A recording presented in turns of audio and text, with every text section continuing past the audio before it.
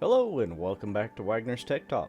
Today we're going to take a look at the Pocket Go by BittBoy.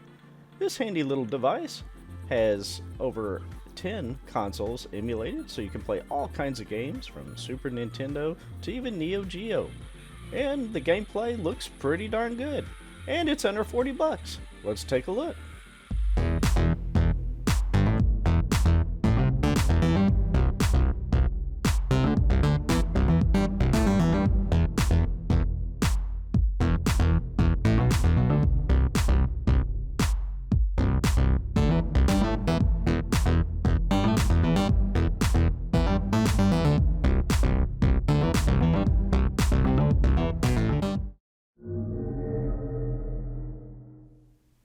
I purchased my unit from a company called MAME. It came from Hong Kong, so it took a while to get here. If you have any other suggestions on where to pick one up, please leave a comment below. Also, the unit has 8 control buttons. It has a start, select, an A, B, X, Y, and an L and R button, which is really handy for those Super Nintendo games that you wanted to play. There's also a reset button on the top. It has an internal speaker, a 1000 milliamp hour battery, which will give you about 3 or 4 hours. There's a power switch and volume control.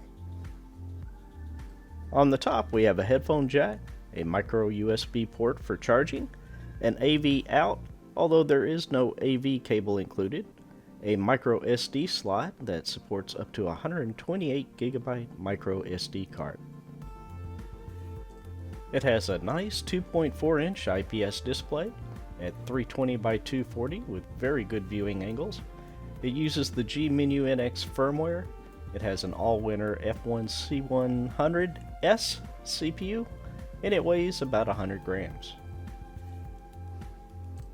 The emulators supported are NES, Game Boy, Game Boy Color, Game Boy Advance, SNES, Mega Drive, Sega Master System, PC Engine, NeoGEO, MAME, and PS1.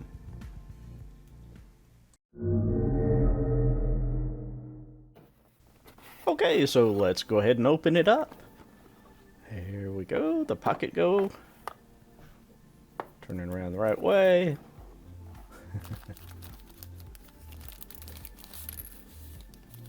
Oh, it looks like the micro SD card fell out. It's a small unit, which is great. I mean, you can actually put it in your pocket and carry it with you. Very nice. Here's the reset button, the headphone jack, the micro USB for charging, your AV out, and your micro SD slot. Yeah. Go ahead and put the micro SD card in before I lose it. And let's see what else is in the box.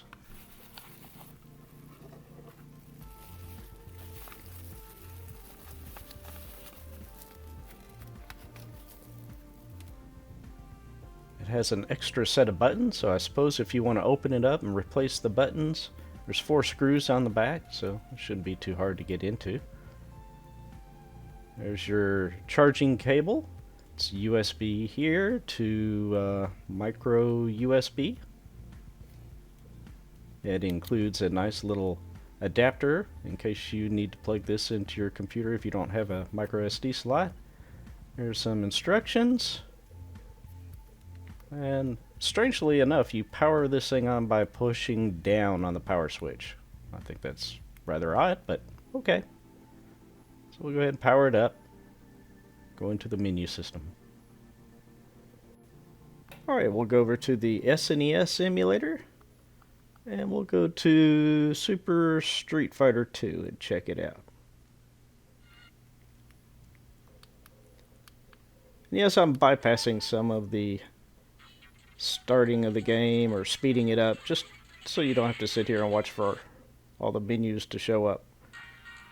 After all, you only care about the gameplay, right?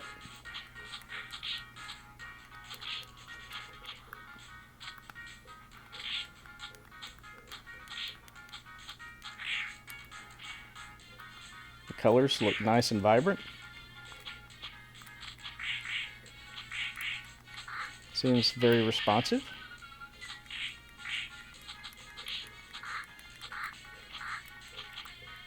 There have been reports of screen tearing in the forum, so keep an eye on that and see if it's a problem for you.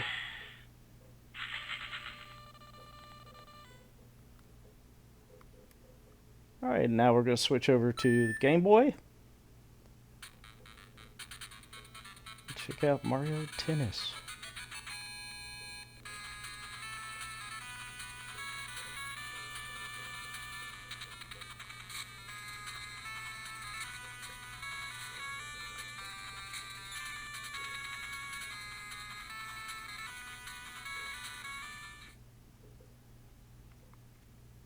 Alright, now we'll go to Game Boy Advance.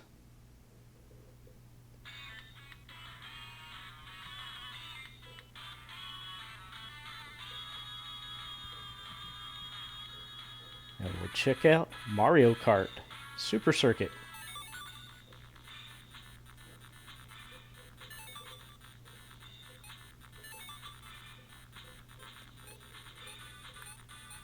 Yeah, we'll pick Mario.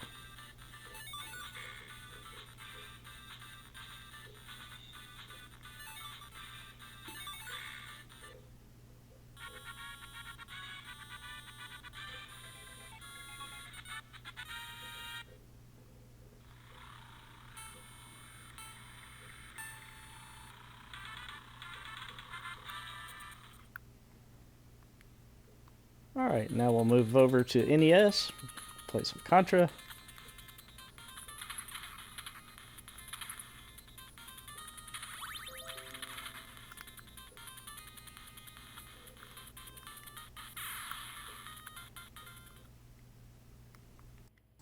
Let's go back into the SNES and take a look at Donkey Kong Country 2.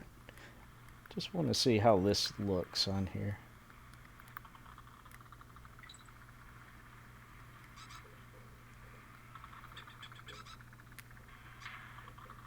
The screen scrolling looks fairly good. I can somewhat pick up on a little bit of tearing here. Doesn't seem to be a huge issue for me.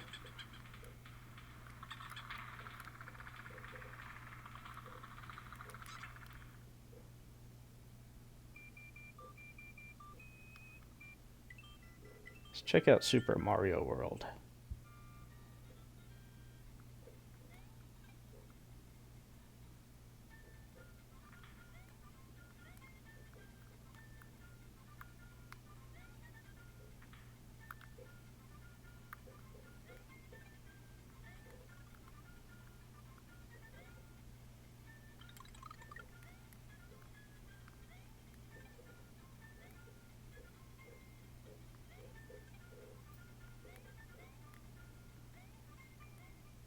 Alright, now we're going to take a look at the Sega Mega Drive.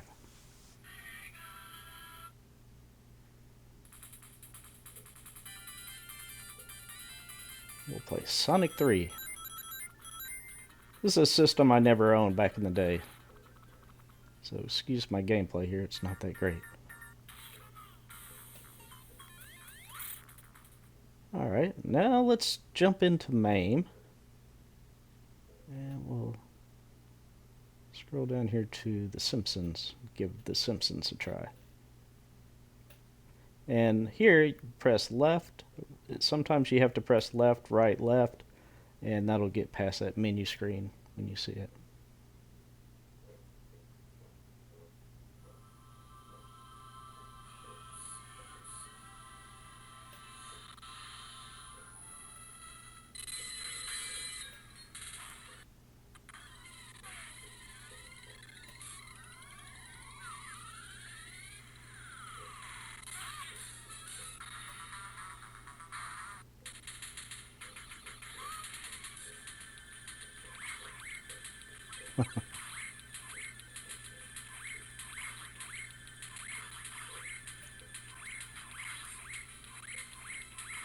Well, this plays pretty good.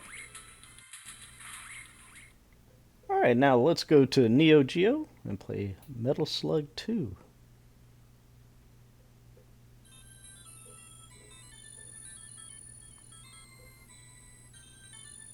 I love that NeoGEO intro. Alright, insert recorder, let's start.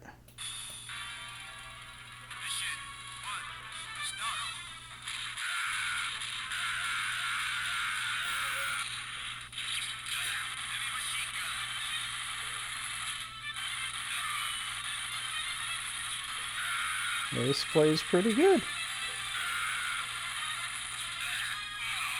I don't have any complaints, so I'm actually impressed.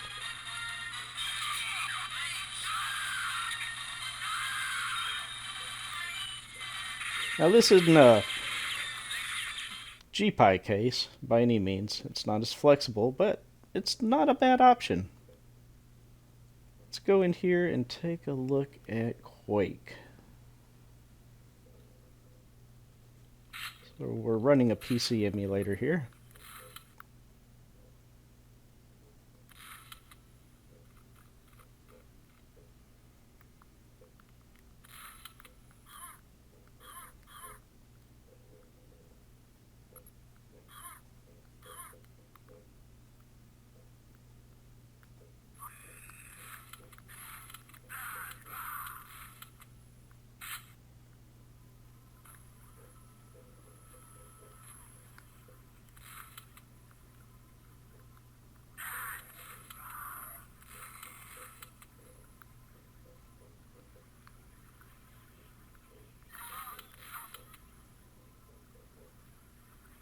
Not bad.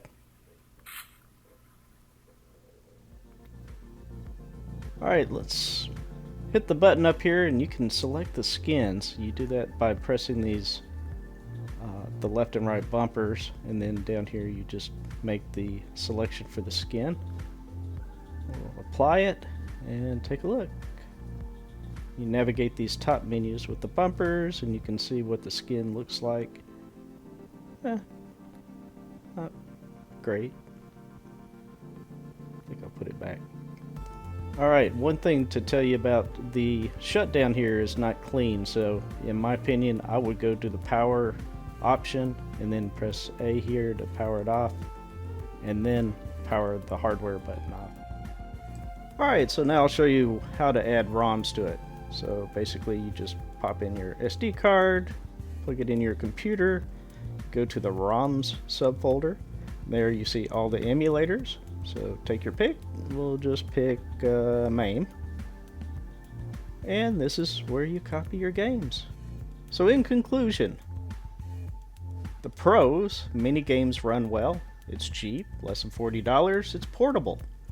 Cons: screen tearing reported in the forums, left and right buttons in the menu are reversed, the hardware power off isn't clean, speaker isn't that great, but it's probably worth $40.